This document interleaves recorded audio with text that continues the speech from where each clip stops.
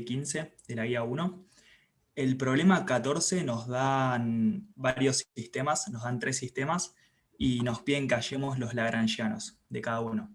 Así que bueno, arrancamos por el primero, que es el que ven acá en el dibujito. Son dos péndulos de igual longitud, distinta masa, que están acoplados por un resorte de constante K. Fíjense que yo dibujé a propósito el sistema de esta forma, como medio raro, para como dejar explícito que el resorte no se estira solo en X, sino que toma una componente en Y. O sea que cuando calculemos el estiramiento del resorte para meter en el potencial, va a haber que tener en cuenta las dos componentes. Entonces, las coordenadas generalizadas que vamos a usar son las clásicas del péndulo, son los ángulos de corrimiento con respecto a la vertical, θ1 y θ2, ¿sí? θ1 para la masa 1, θ2 para la masa 2, y lo que vamos a hacer es escribir a cada posición R1 y R2 como funciones de θ1 y θ2 respectivamente. Entonces, ¿qué pasa? Como estamos escribiendo a las posiciones en términos de las coordenadas generalizadas, ya nos aseguramos que el lagrangiano lo podemos escribir de esta forma, como los términos cinéticos, que así como en términos de R1 y R2 quedan como un medio por la masa por R1 punto al cuadrado y R2 punto al cuadrado, menos el potencial que va a depender de las dos posiciones de las partículas. Entonces, arranquemos con la partícula 1. Yo lo que hice fue fijar el eje de coordenadas acá.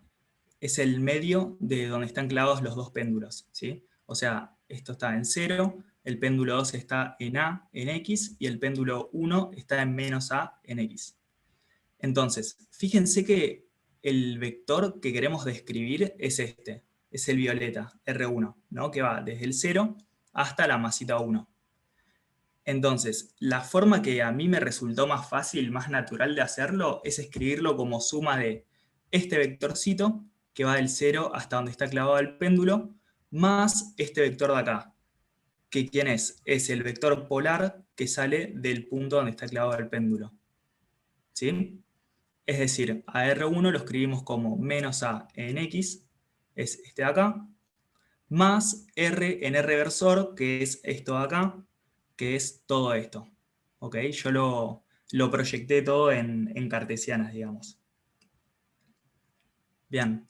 Una vez que tenemos a R1 expresado en función de las coordenadas generalizadas, que acá nos quedó solo en función de θ1, lo derivamos. Calculamos la velocidad de la partícula 1. Fíjense que cuando derivamos esta expresión, el término este que es constante se nos cancela y nos sale de cada uno un θ punto, que es este de acá y este de acá, y bueno, derivamos las funciones.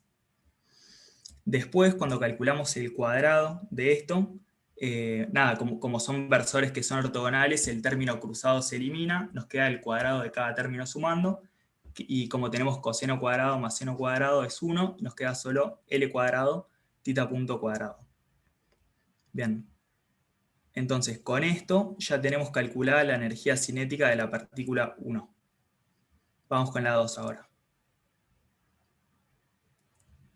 Fíjense que la partícula 2 es totalmente análoga a la 1, solo que en vez de ir para la izquierda, vamos para la derecha. Entonces tenemos A positivo en X versor más este vector polar de acá, ahora expresado en términos de θ2. ¿Sí? Lo mismo de antes, o sea, queremos describir a R2, que es este, el violeta, y lo hacemos como suma de este de acá más este de acá. Y bueno, es la misma cuenta que antes, derivamos, se nos va el término constante, derivamos las titas, elevamos al cuadrado y nos queda L cuadrado, θ punto cuadrado. Entonces, tenemos la energía cinética de la partícula 2 ahora. Bueno, ahora escribimos el potencial. Tenemos dos masitas en un campo gravitatorio, me olvidé de poner acá la gravedad, dos masitas en un campo gravitatorio atadas con un resorte, entonces las energías potenciales que tenemos son la que viene del peso de la masa 1, del peso de la masa 2 y de la fuerza elástica. Entonces, esto es la energía potencial del peso de la masa 1, que es m1 por g por la altura, que fíjense que como yo definí ahí positivo para arriba, la altura la tengo que poner con un menos adelante, porque este ángulo está proyectando para el lado negativo de las IES. Entonces ya le pongo el menos explícitamente acá. Lo mismo para la partícula 2. Y el estiramiento lo vamos a escribir como el módulo de la resta de las posiciones, ¿sí? Fíjense que, a ver si puedo escribir acá. Fíjense que si tenemos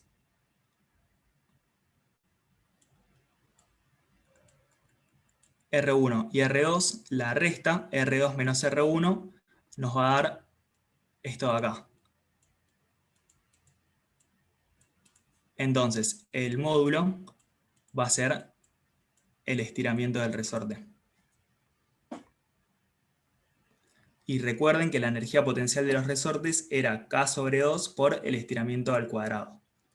Entonces, reemplazando explícitamente lo que habíamos calculado como R1 y R2, y bueno, acomodando todo un poquito, nos queda algo así. Ah, bueno, no acomodé nada acá. Nos queda algo así, y juntando todo en el lagrangiano, llegamos a este resultado. ¿Alguna duda de lo que hicimos? A ver el chat.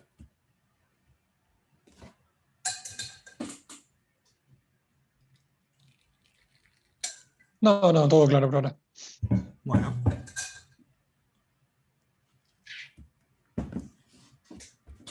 Vamos al siguiente entonces. En el siguiente sistema tenemos un péndulo, solo que en vez de estar atado por un hilito, está atado con un resorte de constante K. Entonces, hacemos lo mismo de antes. Describimos todo en términos de las coordenadas generalizadas, que en este caso no van a ser solo el ángulo, sino que va a ser el ángulo y R, porque ahora se va a mover radialmente esto. Y fíjense que la posición de la masita esta es el vector polar, directamente, es r seno de tita en x menos r coseno de tita en y. Este menos sale de lo mismo de antes. Yo elegí el eje y para arriba, y este ángulo, el coseno de este ángulo, me está proyectando para abajo. Entonces le puse el menos explícitamente acá. Bien. Derivamos esto, acuérdense que hay que derivar a r y a tita, que son las dos coordenadas generalizadas, las dos dependen del tiempo ahora. Derivamos en cada componente del vector, nos queda esto. Y cuando elevamos al cuadrado, de vuelta, por identidades trigonométricas, se van los senos y los cosenos, y nos queda esto que ya lo vimos varias veces en la guía. R punto cuadrado más R cuadrado tita punto cuadrado. Bueno, ahora pasamos a escribir el potencial, que tenemos lo mismo de antes, una masita en un campo gravitatorio con un resorte, o sea que vamos a tener potencial gravitatorio por la masita y potencial elástico por el resorte. El potencial gravitatorio lo escribimos de vuelta como mg por la altura. Fíjense que la altura acá es directamente lo que está en la componente y, o sea, menos r coseno de tita. Por eso le puse el signo explícitamente, ya para reemplazar esto, todo esto como la altura. Esto que está acá. Más k sobre 2 por el estiramiento del resorte. Y fíjense que el estiramiento del resorte ahora es desde donde está clavado en el origen hasta la masita, o sea, es la posición de la masita directamente, el módulo del vector de la posición de la masita. Y fíjense que el módulo del vector de la posición de la masita es el módulo de esto, que no es otra cosa que r cuadrado. Entonces, el potencial del problema resulta menos mgr coseno de tita más k sobre 2 r cuadrado. Y si escribimos el lagrangiano entero, nos queda esto de acá. ¿Dudas con este? Yo tengo una duda. Sí. Cuando escribimos el estiramiento del resorte, ¿no Sí. puede aparecer la longitud natural? O sea, hasta ahora no aparecía Sí, porque usábamos un sistema de coordenadas desde la posición de equilibrio de la masa, pero acá lo estamos sí, midiendo desde cierto punto. es que tenés razón, me faltó poner la longitud natural, yo asumí que era 0, no sé por qué, pero sí, tenés razón. O sea, acá iría R0 menos una longitud, todo al cuadrado. Perdón, R0 no, R menos la longitud 0, todo al cuadrado. Ah, perfecto, gracias. Sí. Sí, Bien. eso sí apareció en el otro problema, no miré, también habría que corregirlo. Una cuestión A ver. técnica que les comento en general, pues el otro día preguntaban es, ¿cuál sistema de coordenadas conviene usar a la hora de construir los lagrangianos? En general mi respuesta es en el que se sientan más seguros. La opción conservadora y la que asegura que las cosas se hacen bien es la que eligió Tomás, o sea, hacer en cartesianas. Pero si hay un problema con una simetría evidente en cilíndrica y esférica, o esférica, como el otro día también preguntaron en otro ejercicio, úsenla. El costo de usar coordenadas cartesianas es que por lo general la cuenta es mucho más tediosa.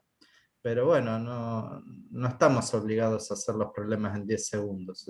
Lo que sí tenemos que intentar hacer los problemas bien. ¿Qué pasó con el 1/2 de m?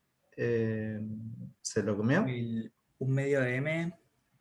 Sí, sí, tenés razón. Ah, Acá,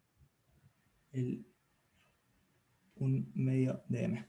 Y en el anterior también me parece que faltó. Ah, ahí va, sí, mirá. Gracias. O faltaron los puntitos arriba de los titas. Sí, mirá, qué desastre. Bueno, si bien está subida esta versión a la página, después de la clase, Tomás en algún momento corregirá y volvemos a subirlo, no hay problema. Sí. Con respecto, Sí, a perdón, lo que dale. respecto a lo que decía Carlos, yo soy de la otra postura, que conviene usar vectores polares y esféricos, cuando puedan hacerlo, lo hagan.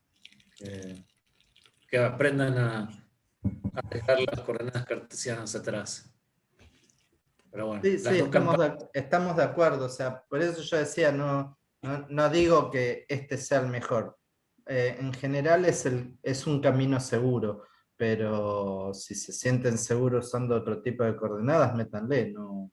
De hecho, muchas veces usando polares o cilíndricas se ahorra mucho trabajo. Sí, Está sí, bien lo total. que dice Juan. Totalmente. Bueno, el tercer sistema, que no lo hice, pero es una combinación lineal de estos problemas y el que hizo Facu el otro día. Creo que era una cosa así, teníamos un péndulo. No, ni siquiera, era esto con esto, ¿puede ser? ¿Alguien tiene la guía a mano? Al revés. Primero el Ahí va. resorte y luego el péndulo. ¿Y era una bolita en el medio o directamente No, un hilo? la masa. Ah, sí, eran dos masas. Ahí hay una Ok. masa y luego tenés otra masa. Ok, ¿se les ocurre qué usar acá? Escucho ofertas. ¿Cómo que usar?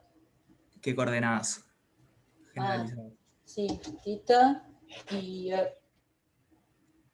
O tita y X, a ver qué sé yo. Tita y R. O sea, decís, este tita, Sí, no, tenés dos titas. claro, tenés No tita tenés 1, coordenadas. Bueno. tita 2, o sea, hasta acá es igual a lo que hizo Facu, pero además esta distancia no es una constante, sino que es una variable. Y esto sí es L. ¿Sí? Para que lo planteen después. ¿Alguna duda más o sigo con el otro?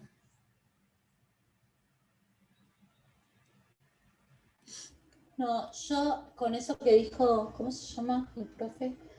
¿Carlos o Juan? Juan. El que recién dijo que tratásemos de usar coordenadas versores. Y Sí, yo, yo fui. ¿te acuerdas que yo te lo mostré y lo hice? No encuentro por qué cuando utilicé los versores no me queda bien.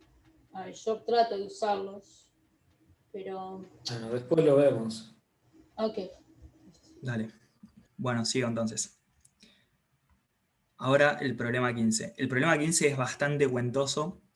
Se trata de nos dan el lagrangiano de una partícula que está en un campo electromagnético dado por el potencial escalar φ y el potencial vector A. y nos piden que de este lagrangiano derivemos la fuerza de Lorentz. Entonces, primero, ¿cuáles son las coordenadas generalizadas que vamos a usar? Bueno, como solo tenemos una partícula suelta en el espacio sin ningún tipo de vínculo, ningún resorte, ninguna nada, en principio las coordenadas que tenemos que usar son las cartesianas. Podríamos usar otras, esféricas, lo que sea. Yo elegí usar las cartesianas. Entonces, como tenemos 3 coordenadas generalizadas, vamos a tener 3 ecuaciones de Euler-Lagrange, ¿sí?, que están etiquetadas con este i, ¿no? O sea, el 1 corresponde al x, el 2 al y, el 3 al z. Bueno, como a la ecuación que tenemos que llegar es la fuerza de Lorentz, es una ecuación vectorial, yo lo que hice fue medio una trampita para llegar directamente a algo vectorial, porque ¿qué pasa? Si nosotros hacíamos esto componente a componente, íbamos a llegar a 3 ecuaciones escalares, que cada ecuación es la componente es una de las componentes de la fuerza de Lorentz en cartesianas, ¿ok? Entonces, yo quiero llegar directamente a algo vectorial. Y lo que podemos hacer es pensar que cada una de estas ecuaciones, o sea, I1, I2, I3, corresponden a las componentes de un vector. ¿Ok? Entonces, si lo pensamos así, vemos que este término de acá es un gradiente, ¿no? Es el gradiente del lagrangiano. Este término de acá es un gradiente, pero no en el espacio, sino que en coordenadas x punto. Lo anoté de esta forma, ¿sí?, para que quede más claro. Lo que estoy diciendo es que esto de acá, esto es un punto. Es a de x punto, a de y punto, a de z punto. Y a todo esto lo tenemos que derivar en el tiempo. Entonces, esta es la ecuación que queremos resolver. Bueno, empecemos por el primer término, el gradiente del lagrangiano. Fíjense que el lagrangiano solo depende de R, o sea, de la posición en el espacio real, en el potencial vector y el potencial escalar. Entonces, el gradiente de DL va a ser el gradiente actuando sobre este producto escalar y sobre esta función escalar, de esta forma. Gradiente sobre esto menos gradiente sobre esto. Bueno, este de acá, el Q por el gradiente de phi, lo vamos a dejar tal cual está porque ya sabemos que en la ecuación de la fuerza de Lorentz esto aparece de esta forma. Entonces, vamos a trabajar sobre esto ahora. Tenemos el gradiente de un producto escalar entre dos vectores. Entonces, lo primero que hacemos es regla de la cadena con el gradiente. Hacemos la derivada del primero, el segundo sin derivar, más el primero sin derivar por la derivada del segundo. Ahora, ¿qué pasa? Fíjense que esto de acá es cero, ¿no? Porque cuando trabajamos con lagrangianos, estamos suponiendo que las coordenadas generalizadas y las velocidades de esas coordenadas generalizadas son variables independientes, ¿ok? Es como si estuviéramos derivando a Q punto en términos de Q. Esto da cero. ¿Alguien no lo ve eso?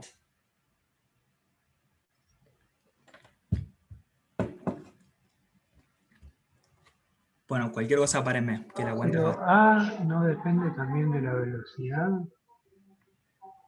A no depende de la velocidad.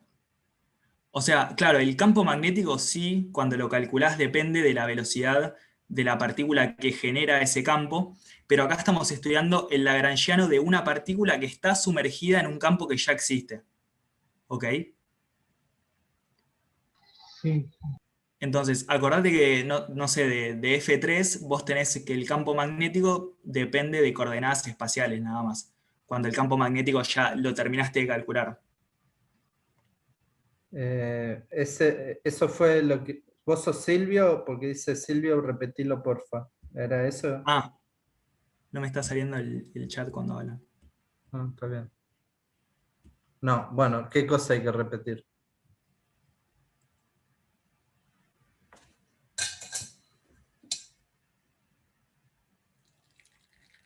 Silvio. Ah, ¿por qué se hace 0? Ah, bueno, porque en el formalismo lagrangiano nosotros suponemos que las velocidades de las derivadas temporales de las coordenadas generalizadas son independientes de las coordenadas. Entonces, esta es como derivar una constante con respecto a Q, ¿no? Es 0 esto. Es algo del formalismo, digamos. No sé si te convence mucho eso. Dice OK, así que lo convenciste. Ok, bueno. Donato, una pregunta. El Sí. subíndice ahí arriba, ¿qué es? Ah, perdón, claro. Este índice U y estoy usando notación de Einstein. No sé si los maté y las maté con esto. No, está bien, la conocí abajo, sí, sí. Ok. Porque la A la pusiste abajo, el subíndice. Sí, aunque en I realidad con I lo que están estaría acostumbrados es a usar la convención de Einstein con los subíndices abajo. Claro. Tómenlo como sinónimos en este caso. Pero No hay I problema. no sería 1, o sea, no tendría que ser J ahí. No, porque es un producto interno, entonces es R1 con Claro. R1, Fíjate R2. esto acá, Sole. Esto acá es el producto escalar de R vector por A vector. ¿Sí? O sea, ya expresado sin vectorialmente, digamos. Porque En notación de tiene Einstein. rango 1, por eso. Que podés ¿Cómo? poner- por el rango, que es 1, que no es un tensor, por eso le podés poner I solo y no IJ. Sí, es por eso, sí.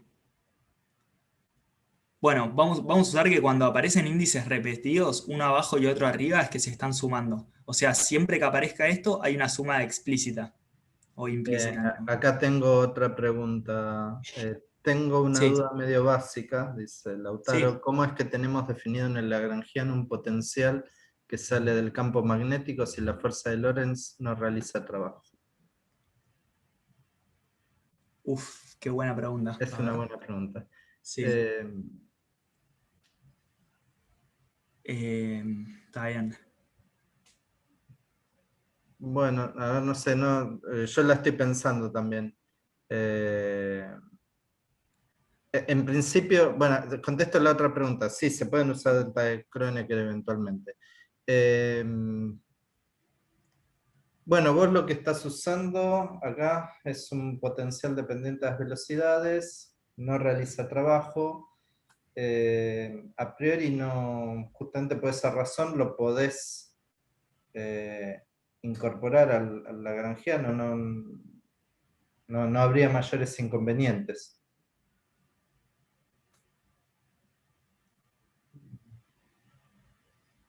Yo la verdad no sabría responder eso ahora. No veo cuál es el problema. Perdón, me pierdo.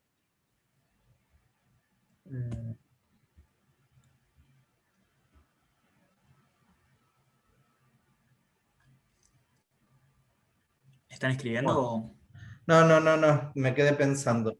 Bueno, Ah, lo pienso un poco para dar una respuesta un poco más seria la vez que viene, pero a priori no hay ningún inconveniente. Como esto es parte de un potencial, vos lo podés agregar a priori y operás con claro, él. claro. Bueno, entonces, hasta acá, esto lo que está diciendo, vuelvo a refrescar, es sumatoria en I a 3 de R.I, esto, ¿sí? Bueno, este gradiente lo escribimos explícitamente como un vectorcito, acá. ¿Ok? Derivada en X en la primera componente, derivada en Y en la segunda, derivada en Z en la tercera. Todo de A sub I. Entonces, ahora, de acá a acá, usamos que tenemos la suma implícita en la notación de Einstein. O sea, tenemos la suma acá delante, en I. Entonces, en cada componente tenemos una suma. O sea, cada componente en realidad no tiene un término, sino que tiene tres términos. Tiene el x punto derivada en x de ax más y punto derivada en x de ay más z punto derivada en x de az. Fíjense que la derivada es la misma, lo que va cambiando en la suma es el R punto y el AI. ¿Ok? Esto en las tres componentes. Y párenme si se pierden, que por ahí la cuenta esta marea un poco. Bueno, lo que hacemos ahora es simplemente separar a este vector que nos quedó acá en la suma de dos vectores. En uno vamos a dejar el primer término en la primera componente, el segundo en la segunda y el tercero en la tercera, ¿no? Nos queda x punto derivada en x de ax, y punto derivada en y de y, y bueno, con z. Y en el segundo vector escribimos todo el resto, todo lo que no es esto. Y ahora vamos a trabajar cada vector por separado. Para el primer vector, lo que vamos a hacer es sumar y restar cosas. Yo lo que quiero llegar eventualmente, ya van a ver al final por qué, es a esto.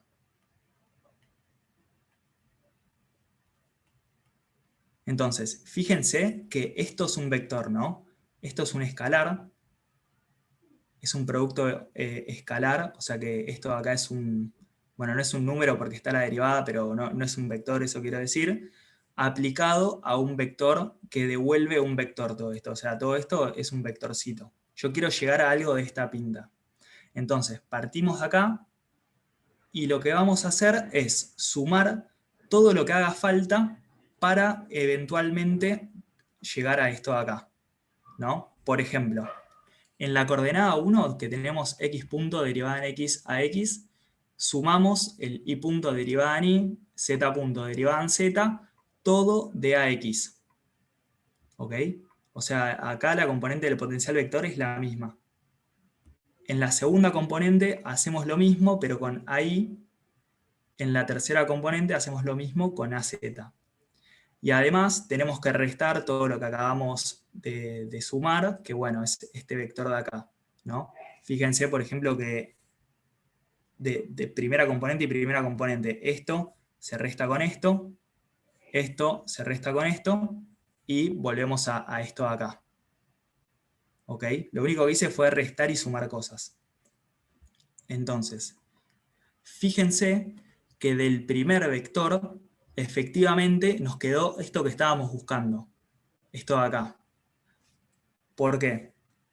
Fíjense que esto es x punto a en x más y punto a en y más z punto a en z.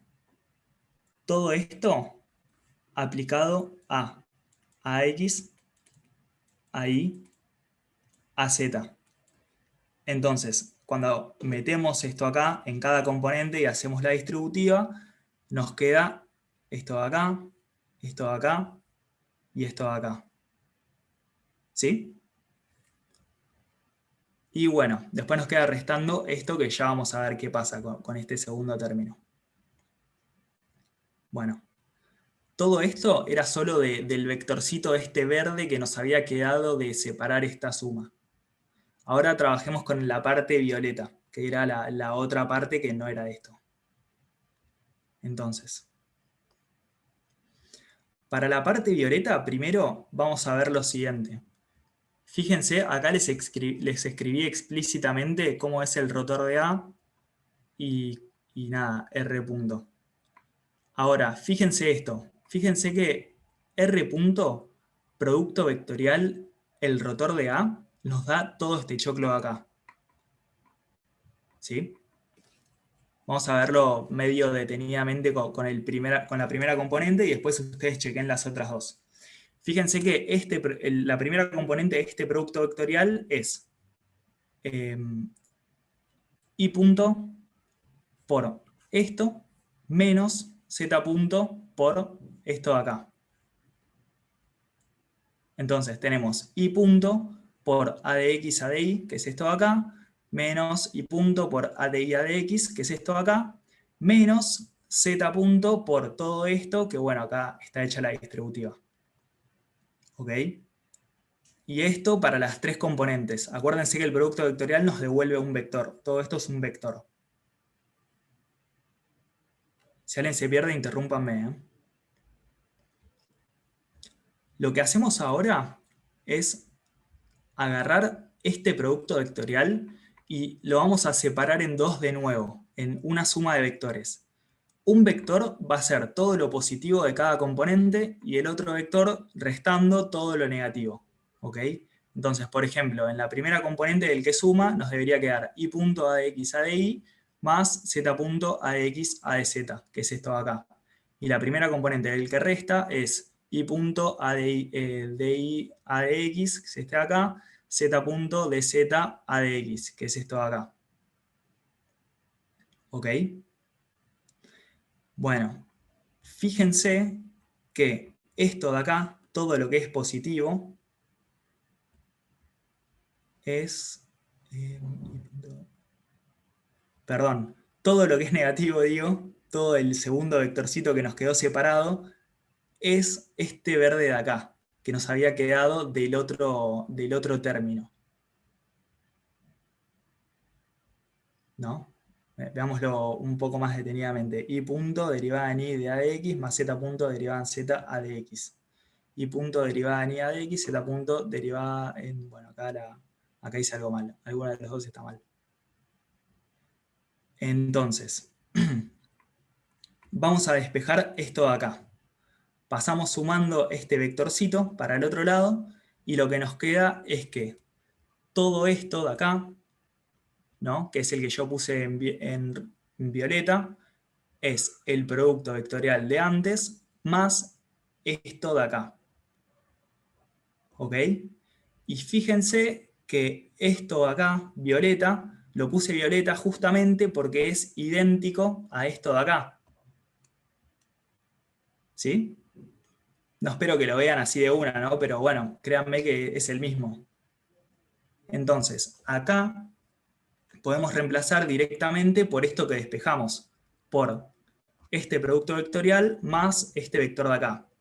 Ahora, ¿qué pasa? Justo este vector era igual a este, pero con el signo cambiado.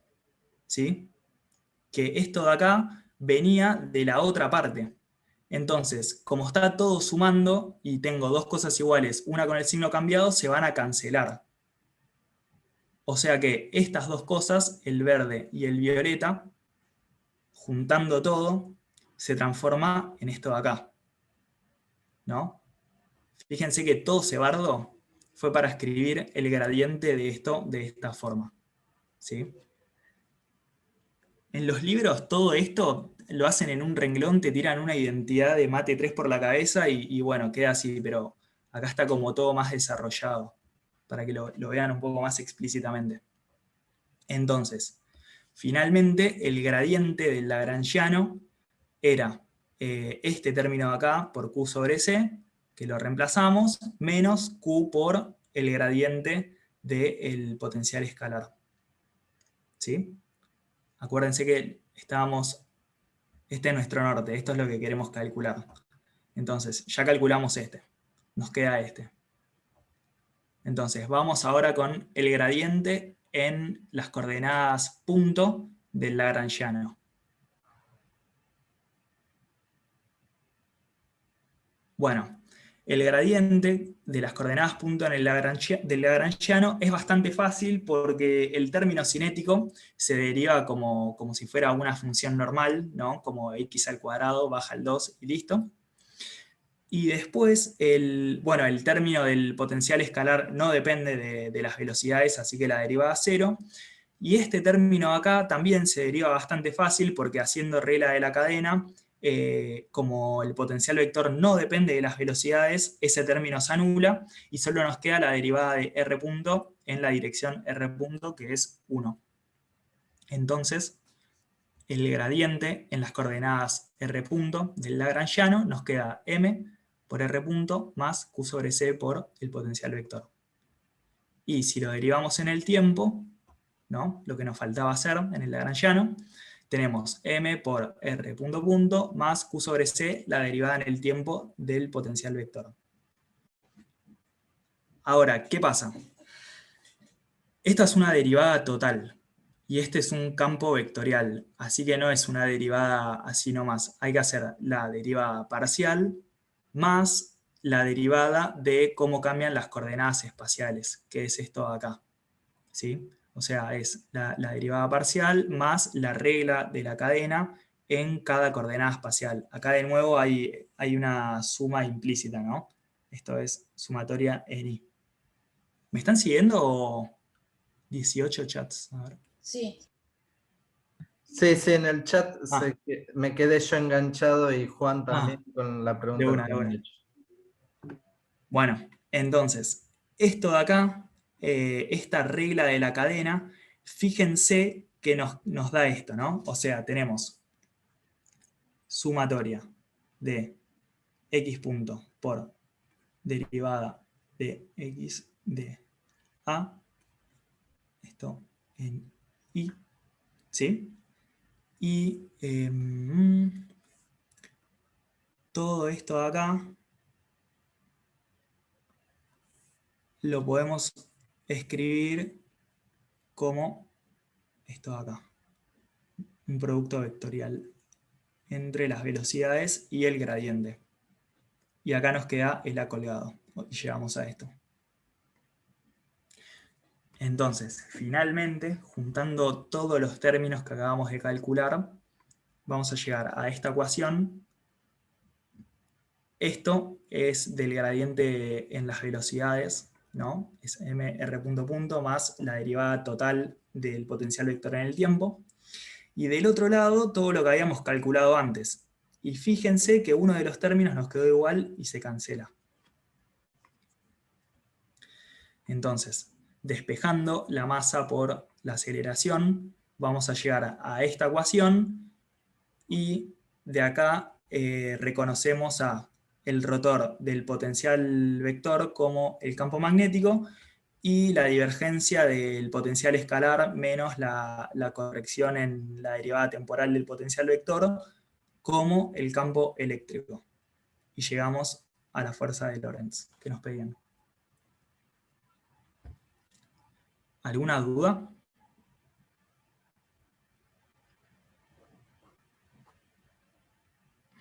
Perdón, ¿podrías repetir un poco? Me perdí cuando empezaste con la segundo término, digamos, el que era la derivada del tiempo de Sí, Lagrangiano. acá. Sí, un Ah, la poco. derivada del tiempo. La derivada del tiempo No, de la no, Lagrangiana. no, estaba bien donde recién. Ah, Claro, sí. por ahí. La verdad que no llegué a ver si usaste lo que habías obtenido recién o si volviste al principio. O sea, acá termina la parte. Viste que mirá, la ecuación de Euler-Lagrange la habíamos transformado en esto, en un gradiente espacial más menos una derivada temporal por un gradiente en las velocidades. ¿Ok?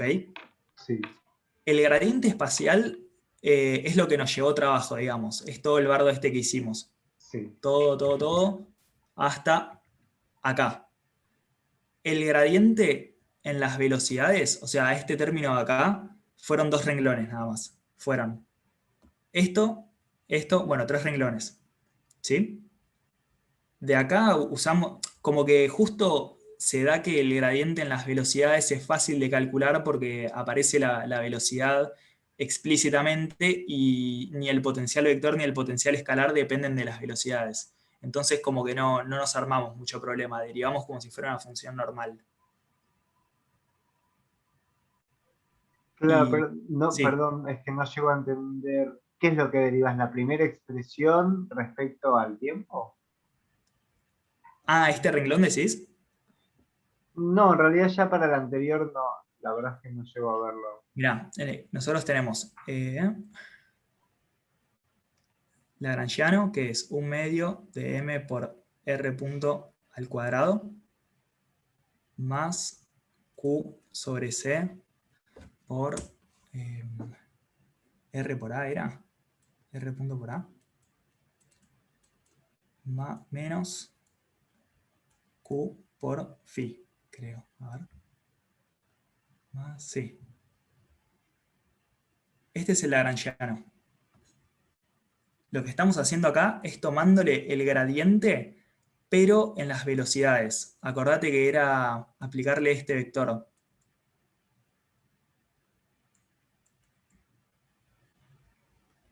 ¿sí? Ah, está bien, perfecto. Entonces, ¿qué pasa?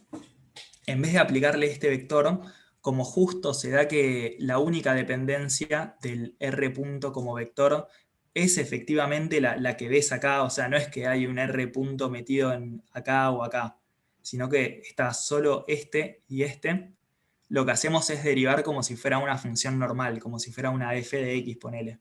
Entonces, la derivada de este término solo nos baja este 2, y la derivada de este término hacemos regla de la cadena, y bueno, este no depende, así que esa derivada es 0, y el otro término es 1. Esto es la derivada de R punto con respecto a R punto.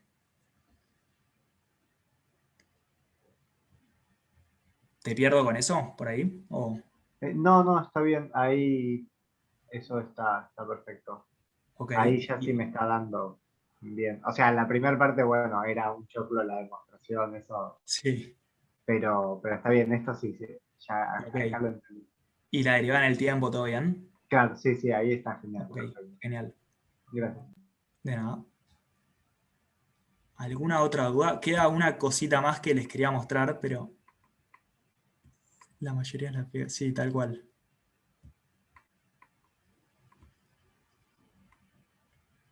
Bueno, cualquier cosa pregúntenme después, pero acá ya termina el ejercicio. Me daba pena como terminarlo acá porque, bueno, ya que llegamos a la ecuación, está bueno resolverlas y ver más o menos cómo son las ¿Tengo soluciones. una preguntita? Sí, Que me pregunte. surgió, capaz que es un divague lo que voy a decir. Sí, sí, sí. Pero nosotros cuando hacemos el lagrangiano y después hacemos la integral primera y dejamos todo en función de una sola coordenada y tenemos la energía y obtenemos el potencial efectivo, nosotros no podríamos tener la fuerza de Lorentz a partir de ahí, en este caso. O sea, Pará, porque lo del potencial efectivo en general es cuando tenés alguna cantidad conservada y escribís una de las coordenadas generalizadas en función de la otra con sí, esa cantidad conservada, tipo el momento angular. y acá no hay ninguna. Ah, ok. Acá en principio yo no puse ninguna simetría, así que es como que por ahora te tenés que bancar que esto sea en 3 dimensiones. O sea Y que no de, se podría sí. hacerlo por ese camino. Hay que... No porque no tenés simetrías. De hecho, ahora vamos a ver que el problema efectivamente pasa en 3 dimensiones.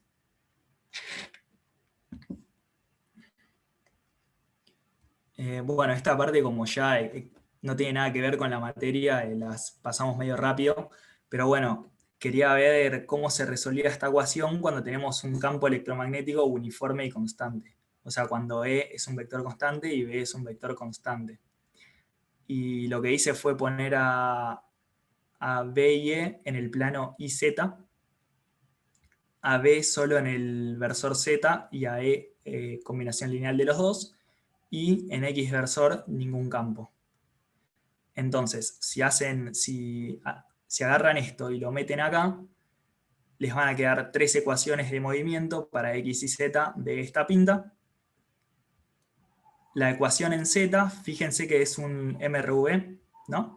Es una aceleración igual a una constante, que tiene una solución de esta pinta con B0 una condición inicial en la velocidad. Y en el plano XY, esto se resuelve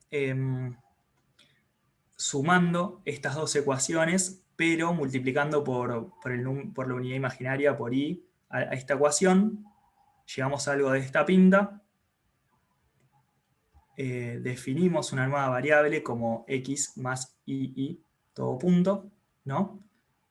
Y le reducimos el orden. Esto ya, nada, no le den bola si no quieren. Pero bueno, llegamos a esta ecuación diferencial que tiene estas soluciones, ¿sí? Las desacoplamos, nos quedan estas dos de acá, las integramos y nos quedan estas ecuaciones de movimiento. Entonces, si fijamos la posición inicial del problema en el origen, esta de 1 es 0, esta de 2 es menos a sobre w, y nos quedan estas dos ecuaciones de movimiento, y bueno, lo que les quería mostrar es que tiene esta pinta la solución, en 3 dimensiones, como un rulito así. Nada, eso era todo lo que le quería contar. ¿Preguntas?